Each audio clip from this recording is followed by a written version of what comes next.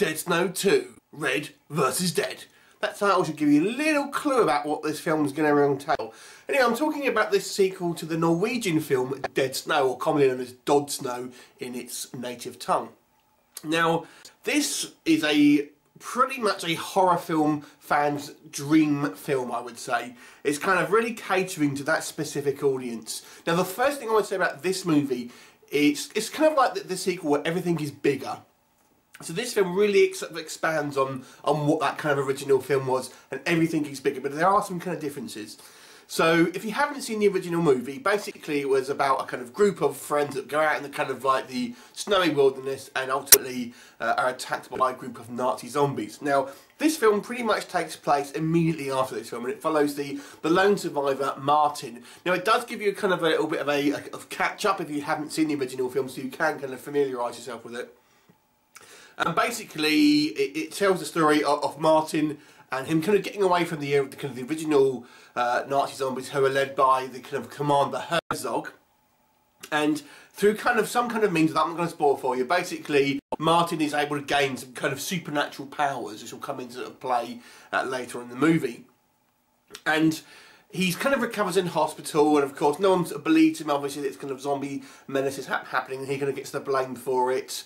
But he manages to escape and contacts this zombie squad, who is this kind of American bunch of nerds, basically, who are kind of conspiracy theorists, and he manages to sort of convince them to come over to Norway and help him sort of defeat this zombie menace. And without kind of going into too many words, but like I said, there is a clue in the title here.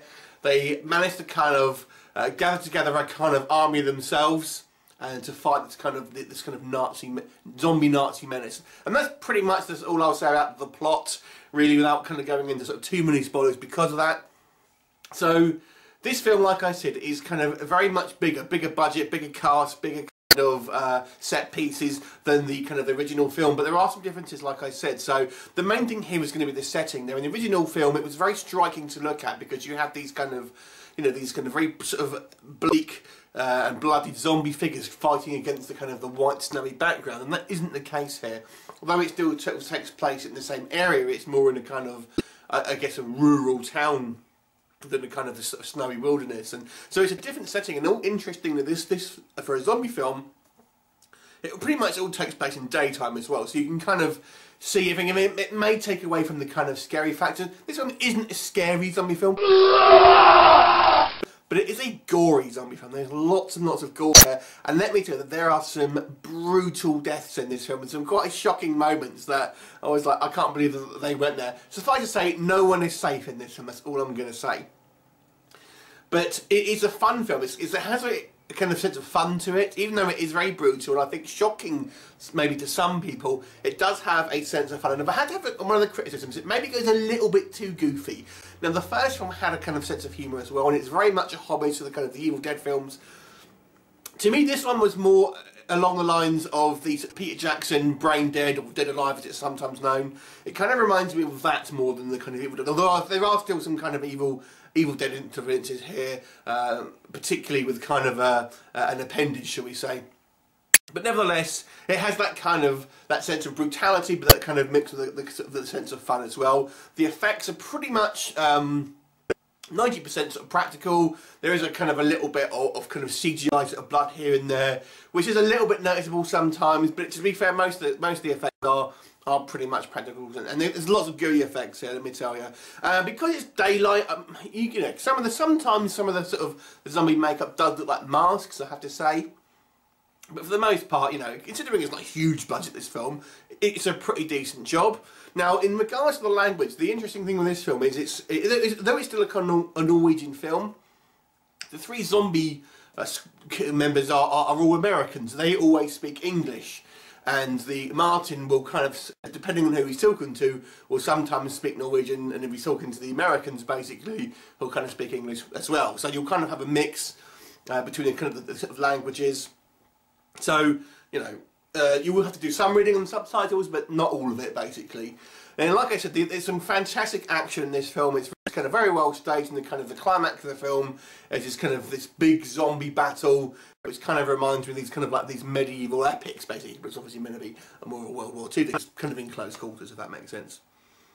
So it was a lot of fun, a lot of action. Maybe not for someone. I have to say maybe some of the characters weren't quite as fleshed out as some of the two kind of I guess female members of the zombie squad as well. We kind of didn't really know much about them apart from one of them was into Star Wars, and that's pretty much it.